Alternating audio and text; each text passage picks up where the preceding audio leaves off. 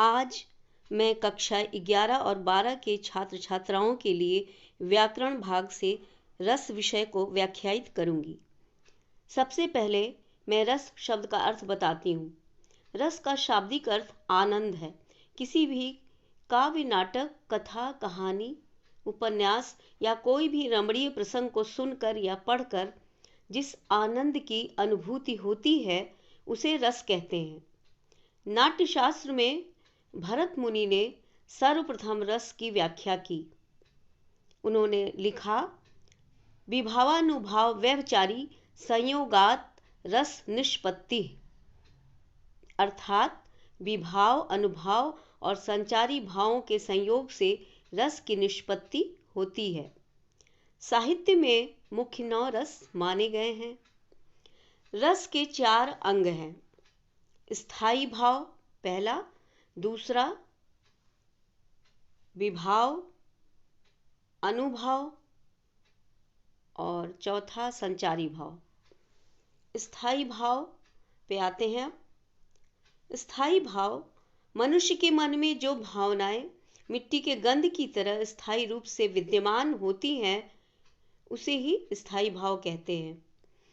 ये बाह्य कारणों से जागृत होकर रस में परिवर्तित हो जाती हैं, जैसे क्रोध, उत्साह, भय, विस्मय, वात्सल्य इत्यादि। स्थायी भावों की संख्या 9 मानी गई है।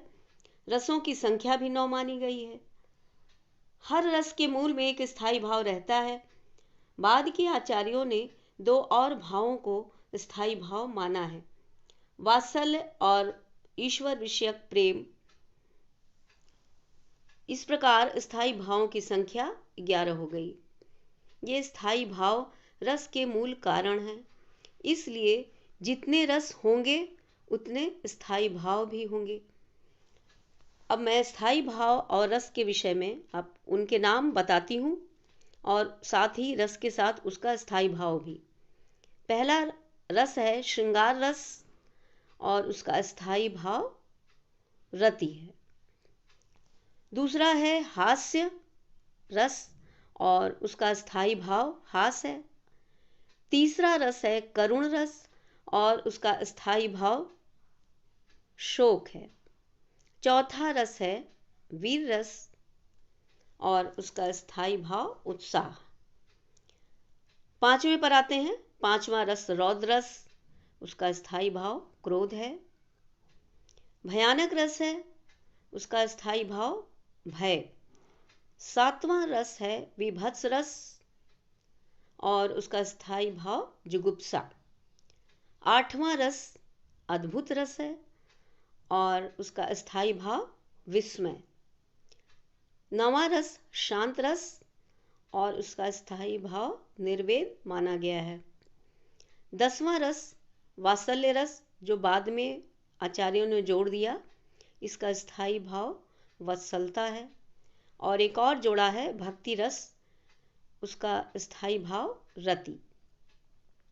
इस तरह ये 9 और बाद में 11 रस मान लिए गए और अगर 11 रस हैं तो उनके स्थायी भाव भी 11 ही होंगे।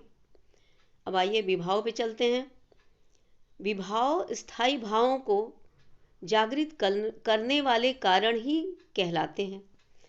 कहने का मतलब जिनके कारण स्थायी भाव जागृत हो उन्हें विभाव कहते हैं। ये 2 प्रकार के होते हैं, आलंबन विभाव और उद्दीपन विभाव।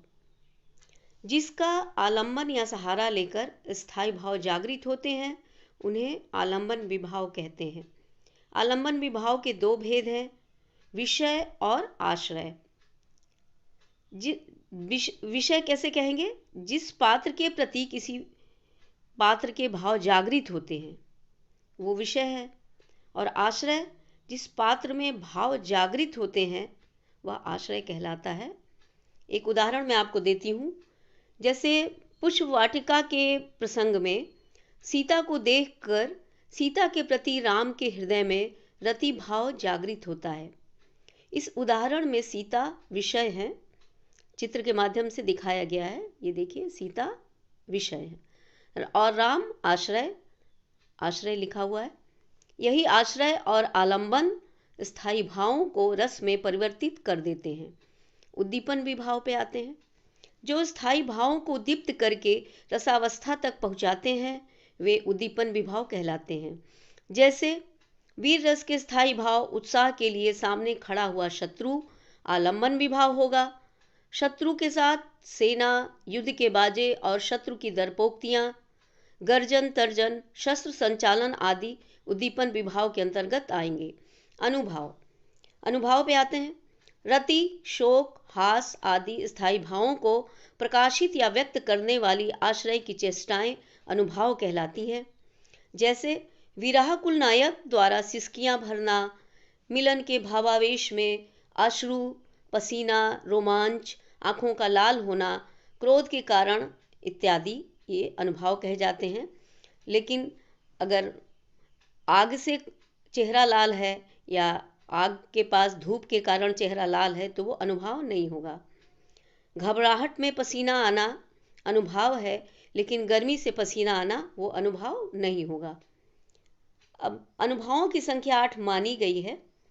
स्तंभ, स्वेद, रोमांच, स्वरभंग, कंप, विवणता, अश्रु और प्रलय।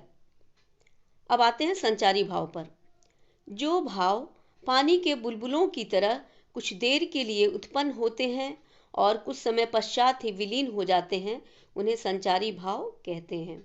संचारी भावों की संख्या 33 मानी गई है। हर्ष, विषाद, त्रास, वृणा, ग्लानि, चिंता, शंका, असूया, अमर्ष, मोह, गर्व, उत्सुकता, उग्रता, चपलता, दीनता, जड़ता इत्यादि। इस तरह स्थायी भाव ये संचारी भाव हैं और शेष अगले वीडियो में।